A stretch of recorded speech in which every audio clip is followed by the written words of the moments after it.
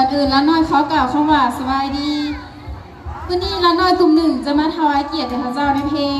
แบ่งปันสังวาจะเป็นในนั้นขอเชิญพ่อแม่พี่น้องหักส้มเด่นเลยเนาะ